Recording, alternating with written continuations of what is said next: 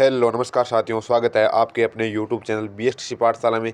तो BSTC 2025 jail प्रहरी परीक्षा 2025 और चतुर्थ श्रेणी कर्मचारी परीक्षा 2025 राजस्थान जीके की ये हमारी क्लास रहने वाली है और ये हमारी चौथी क्लास है जो आज की है। ठीक है, तो इसमें हम पढ़ते हैं राजस्थान जीके के इंपॉर्टेंट प्रश्न जो परीक्षा की दृष्टि से काफ़ी इंपॉर्टेंट प्रश्न है और पिछली भर्ती परीक्षाओं में आपके जो प्रश्न है वो आए हुए हैं। ठीक है, तो काफ़ी शानदार जो क्लास हमारी रहने वाली है, तो सभी विद्यार्थी क्लास को एक बार लाइक कर दीजिए।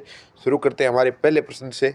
तो पहला प्रश्न है हमारा, दक्षिणी राजस्थान की भील जनजाति का निम्नलिखित में से कौन सा नृत्य नाट्य रूप में किया जाता है। क्या पूछा है? पूछा आपका है दक्षिण राजस्थान की भील जनजाति का जो कौन सा नृत्य आपका नाट्य के रूप में किया जाता है। तो आपके ऑप्शन है गेर, घूमर, गौरी। तो इसका सही उत्तर क्या हो जाएगा साथियों? गौरी।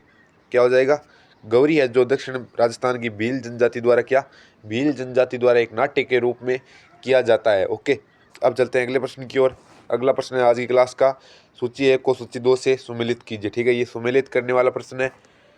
तो पूछा कि राजस्थान की जनजाति और उनके आवास क्षेत्र बताना है। ठीक है, राजस्थान की एक तरफ तो आपको जनजाति दी हुई है, क्या दी हुई है? एक तरफ तो आपको राजस्थान की जनजाति दी हुई है, ठीक है, और एक तरफ क्या है आपकी जो है सुमेलित करना आपको। ठीक है, तो सबसे पहले तो आपको सहरिया, तो सहरिया आपके कहाँ पर? बारा और कोटा में। कहाँ पर? बारा और कोटा में। तो सहरिया हो जाएगा आपका 3 नंबर में। ठीक है, क्या हो जाएगा? ए हो जाएगा आपका 3 नंबर में। अब दोबारा आपका जो है क्या है? ग्रासिया। ग्रासिया आपका कहाँ पर हो जाएगा साथियों? ग्रासिया आपका उदयपुर और सिरोही में। ग्रासिया कहाँ पर? उदयपुर और सिरोही में। फिर डामोर, डामोर आपका डूंगरपुर और बांसवाड़ा में। ठीक है, डूंगरपुर और बांसवाड़ा में। मीणा आपका हो जाएगा जयपुर में। ठीक है, एक सेकंड, मीणा आपका कहाँ पर हो जाएगा? जयपुर में। तो ये हो जाएगा। ठीक है, एक सेकंड, ये ऐसे हो जाएगा। ठीक है, तो जो ए है वो किस में है? वो 3 नंबर में। कहाँ पर?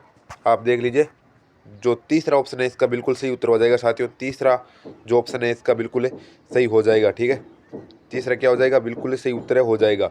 ठीक है, बाकी मैंने आपको बता ही दिया ऊपर कि आपको किस प्रकार से मिलान करना है। इस प्रकार के भी प्रश्न आपसे पूछ लिए जाते हैं। ठीक है, अब चलते हैं अगले प्रश्न की ओर। वर्तमान में सर्वाधिक मीणा उदयपुर व जयपुर जिलों में है, ये भी दिया हुआ है साथ में। ठीक है, वर्तमान में अभी है ना, हाल फिलहाल में जो आपके उदयपुर व जयपुर में सबसे ज़्यादा क्या है? मीणा जनजाति पाई जाती है। ओके, अब चलते हैं अगले प्रश्न की ओर। हाथी मना नृत्य किस जनजाति में प्रचलित है? ये एक नृत्य आपका जनजाति नृत्य है और ये हाथीमना नृत्य किस जनजाति में प्रचलित है? तो आपके ऑप्शन है भील जनजाति में, ग्रासिया जनजाति में, मीणा जनजाति में, उक्त कोई नहीं। तो इसका सही उत्तर हो जाएगा साथियों भील जनजाति में। क्या? भील जो जनजाति है आपकी, इसका बिल्कुल सही उत्तर हो जाएगा। कौन सा नृत्य? जो हाथीमना है। ठीक है, हाथीमना नृत्य आपका भील जनजाति में। ओके, तो ऑप्शन नंबर 1 है बिल्कुल सही उत्तर इसका हो जाएगा। अब चलते हैं अगले प्रश्न की ओर। अगला प्रश्न है आज की क्लास का, राजस्थान में सर्वाधिक संख्या किस जनजाति की है? राजस्थान में सर्वाधिक संख्या किस जनजाति की है? तो ऑप्शन है भील, ग्रासिया, मीणा, कोई नहीं। तो साथियों आपका मीणा इसका बिल्कुल सही उत्तर हो जाएगा। राजस्थान में सर्वाधिक मीणा जो जनजाति है उसकी संख्या है। ठीक है ना, सर्वाधिक कौन सी संख्या है? मीणा जनजाति की। ओके, अब चलते हैं अगले प्रश्न की ओर। घने वनों में घने वनों में निवास करने वाले सहरिया परिवार पेड़ों पर या बलियों पर मच्चानुमा झोपड़ी बनाते हैं। क्या? मचानुमा छोटी झोंपड़ी बनाते हैं, उसे क्या कहते हैं? घने वनों में निवास करने वाले शहरिया परिवार पेड़ों पर या बड़ियों पर मचानुमा जो छोटी झोंपड़ी बनाते हैं, या ऐसा पूछ सकता है कि जो शहरिया जनजाति है वो छोटी झोंपड़ी बनाती है उसको क्या कहा जाता है? ठीक है, तो गोपना, कोरवा, टोपा, ये सभी क्या है? सभी जो एक ही चीज़ के नाम है। आपकी छोटी जो झोंपड़ी है उनकी शहरिया जनजाति की, उनके सभी ये अन्य अलग अलग नाम है। ठीक है, तो ये 3 हो जाएंगे आपके, उपरोक्त सभी हो जाएंगे। ठीक है ना, उपरोक्त सभी हो जाएंगे आपके। ओके, तो काफ़ी इंपॉर्टेंट प्रश्न है, काफ़ी बार पूछा हुआ है, 2-3 बार ये एग्जाम में आपका पूछा गया है। ठीक है, अब चलते हैं अगले प्रश्न की ओर। अगला प्रश्न है आज की क्लास का हमारा, शहरिया जनजाति के लोग, क्या पूछा है? शहरिया जनजाति के लोग है, एक सेकंड, शहरिया जनजाति के लोग अधिकतम किस जिले में पाए जाते हैं? शहरिया जनजाति के लोग अधिकतम किस जिले में पाए जाते हैं? तो सही उत्तर क्या हो जाएगा साथियों? 12। क्या हो जाएगा? जो शहरिया जनजाति आपकी सर्वाधिक 12 जिले में है। ओके, तो ऑप्शन नंबर 4 बिल्कुल सही उत्तर इसका हो जाएगा साथियों। 12 जिले में जो शहरिया जनजाति है वो सर्वाधिक पाई जाती है। ठीक है, अब चलते हैं अगले प्रश्न की ओर। अगला प्रश्न है, जनजाति वर्ग की आबादी के अनुसार राजस्थान में भारत में कौन सा स्थान है? पूछा क्या है? जनजाति वर्ग की आबादी के अनुसार, या जो आपकी जनजाति की जो संख्या है उसके अनुसार भारत का राजस्थान का भारत में कौन सा स्थान है। ठीक है, तो जनजाति के अनुसार भारत में कितना है, आपका छठा स्थान है साथियों। छठे नंबर पर जो राजस्थान है वो जनजाति के मामले में आता है। ठीक है, तो जनजाति वर्ग की आबादी के अनुसार राजस्थान का भारत में कौन सा स्थान है, आपका छठा स्थान। ओके, अब चलते हैं अगले प्रश्न की ओर। अगला प्रश्न है, राजस्थान में नवाबों की नगरी के नाम से विख्यात है। नवाबों की नगरी राजस्थान की, तो ये कौन सा हो जाएगा, टोंक हो जाएगा आपका साथियों। टोंक जो जिला है वो नवाबों की नगरी भी कहलाता है। ओके, राजस्थान का कौन सा जो जिला है जो नवाबों की नगरी कहलाता है, तो ये कौन सा हो जाएगा, टोंक है, जो बिल्कुल इसका सही उत्तर हो जाएगा साथियों, टोंक। ठीक है, अब चलते हैं अगले प्रश्न की ओर। अगला प्रश्न है, किस मंदिर के बारे में कहा जाता है कि उसके निर्माण में पानी के स्थान पर घी का इस्तेमाल किया गया था। तो ये कौन सा हो जाएगा साथियों, ऑप्शन नंबर 2, भांडा सार जैन मंदिर बीकानेर। क्या, भांडा सार जैन मंदिर बीकानेर। इसके बारे में ये कहा जाता है कि इसमें जब इसका निर्माण हुआ था तो पानी के स्थान पर क्या, घी का इस्तेमाल किया गया था। ठीक है, और ये प्रश्न काफ़ी इंपॉर्टेंट है आपका, ऑप्शन नंबर 2 है बिल्कुल सही उत्तर हो जाएगा, भामासा जैन मंदिर। ठीक है, बीकानेर। ओके, अब चलते हैं अगले प्रश्न की ओर। अगला प्रश्न है हमारी क्लास का, राजस्थान का खजुराहो। क्या, राजस्थान का खजुराहो निम्न में से किसे कहा जाता है। राजस्थान का खजुराहो किस मंदिर को कहा जाता है, ऐसा भी पूछ लिया जाता है। तो इसका सही उत्तर क्या हो जाएगा, किराड़ू मंदिर। क्या, किराड़ू मंदिर। किराड़ू मंदिर को राजस्थान का खजुराहो भी कहा जाता है। ओके, ऑप्शन नंबर जो 3 है इसका बिल्कुल सही उत्तर हो जाएगा साथियों। अब चलते हैं अगले प्रश्न की ओर। अगला प्रश्न है, जयपुर को गुलाबी रंग निम्न द्वारा दिया गया। तो ऐसा पूछ सकते हैं कि जयपुर को गुलाबी रंग किस शासक द्वारा दिया गया।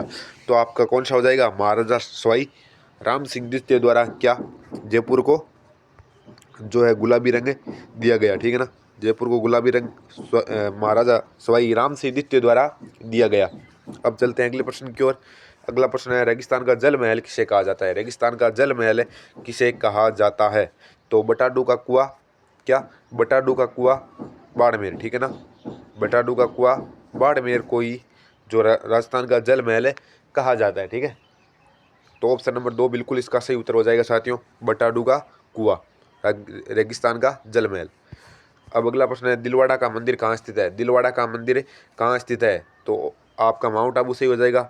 जो दिलवाड़ा का जैन मंदिर है आपका, ये माउंट आबू में स्थित है साथियों, माउंट आबू में स्थित है दिलवाड़ा का मंदिर। ठीक है, अब अगला प्रश्न है, 2.5 दिन का झोपड़ा कहाँ पर स्थित है। 2.5 दिन का झोपड़ा कहाँ पर स्थित है, तो साथियों इसका सही उत्तर हो जाएगा आपका 2.5 दिन का झोपड़ा जो अजमेर में स्थित है। ठीक है ना, अजमेर में स्थित है।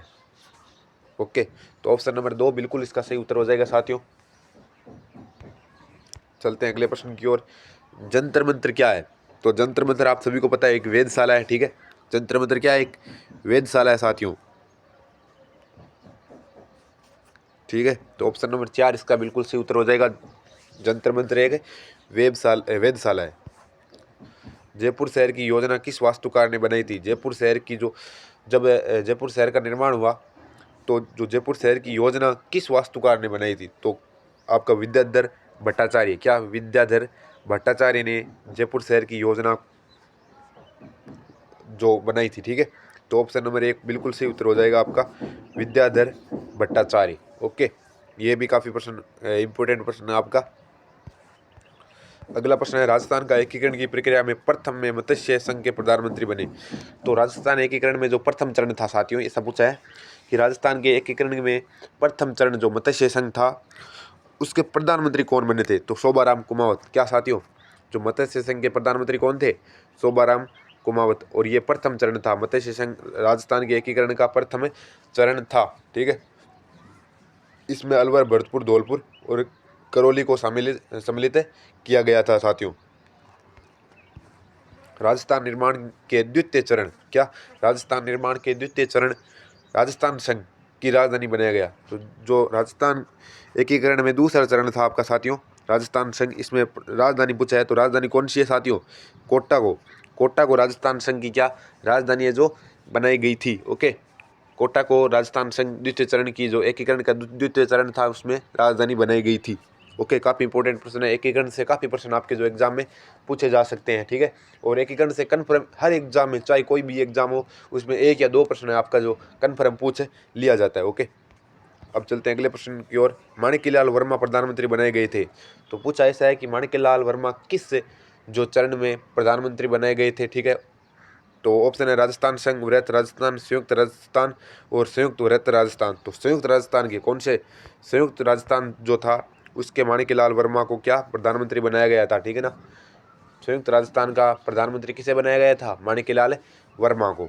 ओके, अब चलते हैं अगले प्रश्न की ओर। 30 मार्च 1949 को वृहत राजस्थान के गठन के समय अजमेर किस श्रेणी का राज्य था। तो अजमेर किस श्रेणी का, 30 मार्च 1949 को वृहत राजस्थान के गठन के समय, क्या जब वृहत राजस्थान का गठन कब हुआ आपका, 30 मार्च 1949 को, ठीक है। और इसके गठन के समय अजमेर किस श्रेणी का राज्य था। तो उसमें उस समय जो 3 श्रेणियां होती थी आपकी ABC, तो उस समय जो अजमेर था आपका C श्रेणी का राज्य, जो राज्य था, ठीक है ना। अजमेर क्या था, C श्रेणी का राज्य था। तो ऑप्शन नंबर 3 इसका बिल्कुल सही उत्तर हो जाएगा साथियों, C श्रेणी, ठीक है ना। अब चलते हैं अगले प्रश्न की ओर। राजस्थान में स्वतंत्रता, क्या राजस्थान में स्वतंत्रता प्राप्ति के समय 3 ठिकानों में से निम्न में थे। तो आपकी जब स्वतंत्रता हुई थी, ठीक है, राजस्थान के स्वतंत्रता प्राप्ति के समय 3 ठिकानों में से थे। तो कुशलगढ़, लावा, नीमराणा, ये तीनों थे, ठीक है ना साथियों। कुशलगढ़ भी था, नीमराणा भी था और लावा भी था। तो इसका सही उत्तर हो जाएगा उपरोक्त सभी। 3 ठिकाने थे, 19 रियासतें थी और ठिकाने कौन से, कुशलगढ़, लावा और नीमराणा, ठीक है। तो ये सही उत्तर क्या हो जाएगा साथियों, तीनों ही सही है आपके, कुशलगढ़, लावा और नीमराणा, ठीक है। अब चलते हैं अगले प्रश्न की ओर। अगला प्रश्न है राजस्थान के एकीकरण के दौर में, क्या राजस्थान के एकीकरण के दौर में सिरोही को राजस्थान में कब सम्मिलित किया गया। जो सिरोही को राजस्थान में कब सम्मिलित किया गया राजस्थान के एकीकरण के समय, ठीक है। तो पंचम चरण, सप्तम चरण या पंचम चरण 1950 या फिर षष्ठम चरण, ठीक है। तो इसका सही उत्तर हो जाएगा छठे चरण में। क्या जो षष्ठम चरण था आपका, क्या छठा चरण था, उसमें सिरोही को क्या गया, सम्मिलित किया गया राजस्थान के एकीकरण के समय। ओके, अब चलते हैं अगले प्रश्न की ओर। अगला प्रश्न है राजस्थान एकीकरण के तहत, क्या राजस्थान एकीकरण के तहत अंतिम समय में शामिल होने वाला क्षेत्र, जो सबसे अंत में आपका जो सम्मिलित हुआ राजस्थान एकीकरण के समय, राजस्थान में सबसे अंत में जो शामिल होने वाला क्षेत्र कौन सा था, जैसलमेर, उदयपुर, सिरोही और अजमेर, मेरवाड़ा। तो अजमेर, मेरवाड़ा ही जो लास्ट, सबसे लास्ट में आपका जो राजस्थान में सम्मिलित हुआ, ठीक है ना, अजमेर, मेरवाड़ा। काफ़ी बार प्रश्न पूछा गया है ये परीक्षा में। अब चलते हैं अगले प्रश्न की ओर। राजस्थान के एकीकरण का श्रेय, राजस्थान के एकीकरण का श्रेय किसे जाता है। तो राजस्थान के एकीकरण का श्रेय आप सभी को पता होगा, काफ़ी आसान प्रश्न है, सरदार पटेल, क्या सरदार वल्लभ भाई पटेल को ही क्या राजस्थान के एकीकरण का श्रेय जाता है। इन्हीं के ही प्रयासों से राजस्थान का एकीकरण है जो मुमकिन हो पाया था, ठीक है। अब चलते हैं अगले प्रश्न की ओर। महारावल चंद्रवीर सिंह ने राजस्थान संघ के निर्माण के समय विल्य पत्र पर हस्ताक्षर करते हुए कहा कि मैं अपने डेथ वारंट पर हस्ताक्षर कर रहा हूँ, ये किस रियासत से संबंधित थे। तो आपको मैं बता दूं, ये बांसवाड़ा की रियासत से संबंधित थे, आपके जो बांसवाड़ा रियासत के जो ये क्या महारावल चंद्रवीर सिंह थे, इन्होंने जब राजस्थान में मिलने से पहले, राजस्थान संघ के निर्माण के समय जब इन्हें बोला गया कि आप राजस्थान में मिल जाओ, ठीक है, अपनी रियासत को आप राजस्थान में मिला लो, तब इन्होंने बोला कि मैं अपने डेथ वारंट पर हस्ताक्षर कर रहा हूँ। हस्ताक्षर करते समय क्या बोला, अपने डेथ वारंट पर हस्ताक्षर कर रहा हूँ, ठीक है। तो ये बांसवाड़ा रियासत से जो आपके संबंधित थे, ठीक है ना, बांसवाड़ा रियासत से संबंधित थे। ओके, तो ऑप्शन नंबर 2 इसका बिल्कुल सही उत्तर हो जाएगा। ये उस समय खुश नहीं थे राजस्थान में मिलने को, ठीक है, राजस्थान से मिलने को ये खुश नहीं थे, ये अपनी रियासत को अलग रखना चाहते थे, ठीक है, राजस्थान में सम्मिलित नहीं करना चाहते थे या कोई अन्य जो राज्य में सम्मिलित होना चाहते थे, ठीक है। अब चलते हैं अगले प्रश्न की ओर। मत्स्य संघ में सम्मिलित रियासतें थी, तो मत्स्य संघ में कौन सी रियासतों को मिलाकर मत्स्य संघ बनाया गया, ऐसा पूछ सकते हैं, ठीक है। तो मत्स्य संघ में सम्मिलित रियासतें कौन सी थी, आपको मैंने बताया था अभी थोड़ी देर पहले, अलवर, भरतपुर, धौलपुर और करौली। क्या अलवर, भरतपुर, धौलपुर व करौली। तो इसका उत्तर सही कौन सा हो जाएगा, ऑप्शन नंबर 3 है जो बिल्कुल सही उत्तर हो जाएगा साथियों आपका, अलवर, भरतपुर, धौलपुर, करौली, ठीक है। अब चलते हैं अगले प्रश्न की ओर। अगला प्रश्न है आज की क्लास का हमारा। तो ठीक है साथियों, ये अंतिम प्रश्न था आपका आज की क्लास का, ठीक है। क्लास काफ़ी शानदार रही और कोशिश रहेगी कि आगे की भी आपकी बढ़िया जो आपके लिए क्लासें लेके मैं आपके लिए डेली आऊँ, ठीक है। बाकी कोई आपका अन्य कोई डाउट है तो कमेंट बॉक्स में बता दीजिए, ठीक है। बाकी मिलते हैं नेक्स्ट क्लास में। ओके।